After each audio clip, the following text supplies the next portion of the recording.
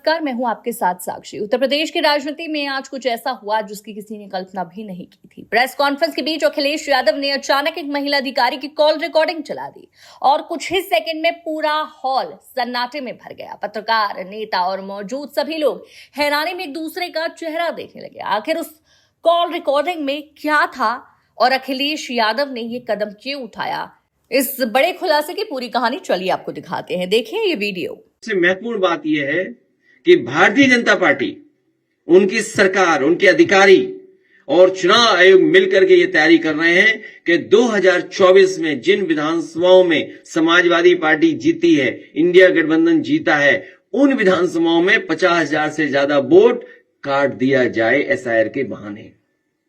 यही यूपी में हो रहा है, यही वेस्ट बंगाल में तैयारी चल रही है। तो इसलिए हम लोग सावधान हैं। हम पॉलिटिकल लेवल पर, अपनी पार्टी के स्तर पर सभी कार्यकर्ताओं को आपके माध्यम से, अपने संगठन के लोगों को आपके माध्यम से ये अपील भी करते हैं कि पूरी जिम्मेदारी के साथ ये अपनी वोटर लिस्ट ठीक करें। जो वोट है, जो बनना चाहिए वो बनवाएं, बीएलओ से मिलकर के करें और जहां कहीं नाकामी या जिस तरह की शिकायत मिले वो पार्टी कार्यालय तक जरूर पहुंचें। इधर जो शिकायतें मिली हैं, हम बड़े पैमाने पर शिकायतें हैं, मैं श्रीवास्तव जी जो ऑफिस में देख रहे हैं, मैं उनसे कहूंगा कि वो जरूर ब्रीफ करें। उससे पहले कोई एक अधिकारी है एसडीएम, उनकी रिकॉर्डिंग भी हमारे पास, कोई है रिकॉर्डिंग एसडीएम साहब वाली, एक एसडीएम साहब की रिकॉर्डिंग है। देखिए क्या कह रहे हैं, मतलब किस लेवल पे तैयारी है कन्नौज में। कन्नौज तो वो रहा है ना, हमारी राजधानी, देश की राजधानी रही है कन्नौज। सम्राट हर्षवर्धन महादानी, जिन्होंने कुंभ को आयोजन का शुरू किया था, तो जो सम्राट हर्षवर्धन की प्रतिमा हटा सकते हैं कुंभ स्थान से, वो बोट क्यों नहीं हटाएंगे? वो बोट हटाने में लगे हुए हैं और कन्नौज भी टारगेट में आ गया है।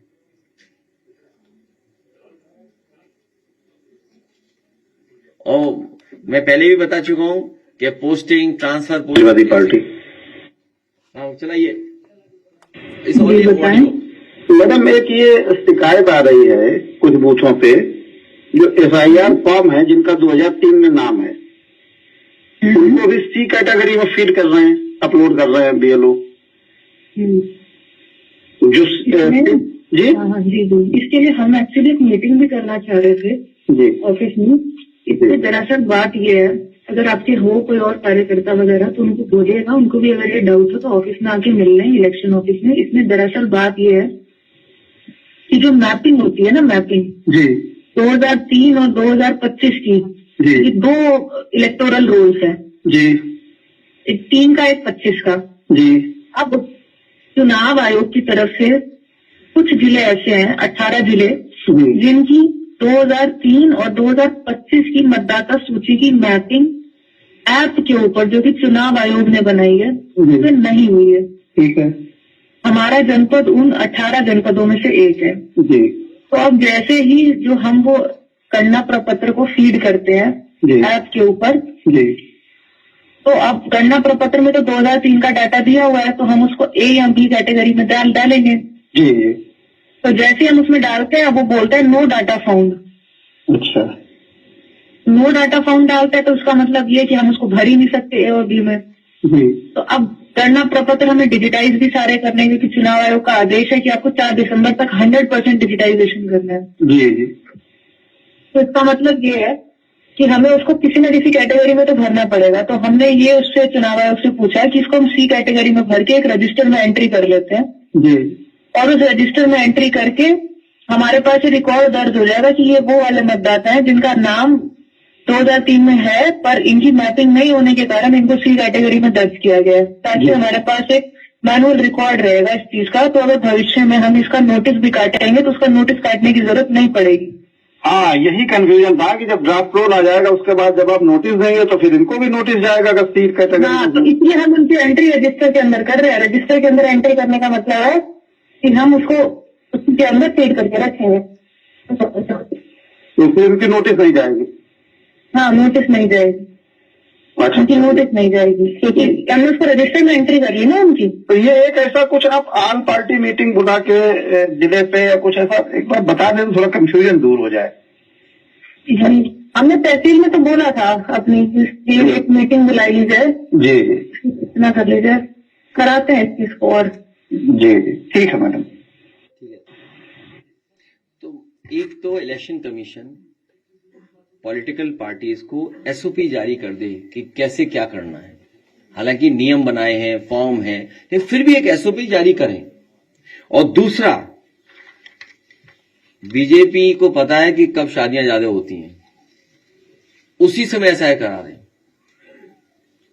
इस समय वो है, सब बारातें शादियों में हैं। बताइए कितनी बारातें शादियां हैं, कार्ड हम देखें, इतने कार्ड आते हैं हमें।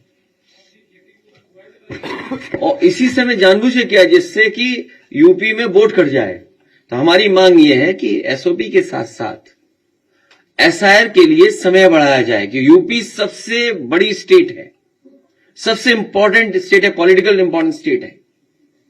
और यही स्टेट है जो प्रधानमंत्री बनाता है, यही स्टेट है जहां प्रधानमंत्री जी हैं और अधिकारी किसी और के कंट्रोल में हैं। तो समझ लीजिए अधिकारी क्या करेंगे हमें। इसलिए हमारी मांग है कि एसआईआर का समय उत्तर प्रदेश में और बढ़ाया जाए। अभी चुनाव को समय है, बहुत दूर है चुनाव अभी, हालांकि दिन ज्यादा नहीं है। चैट जीपीटी पे पूछे तो दिन कितने हैं, कोई पूछ के बताया हमें, कोई पूछ के बता दो। 415 दिन। अखिलेश यादव की इस चाल ने यूपी की सियासत में भूचाल ला दिया है। कॉल रिकॉर्डिंग के सामने आने के बाद सवाल उठ रहे हैं, क्या ये सिर्फ एक शुरुआत है? क्या आने वाले दिनों में और भी बड़े खुलासे होंगे? अब सत्ता पक्ष की प्रतिक्रिया क्या होगी और विपक्ष इसे कैसे भुनाएगा, इस पर सबकी निगाहें टिकी हैं।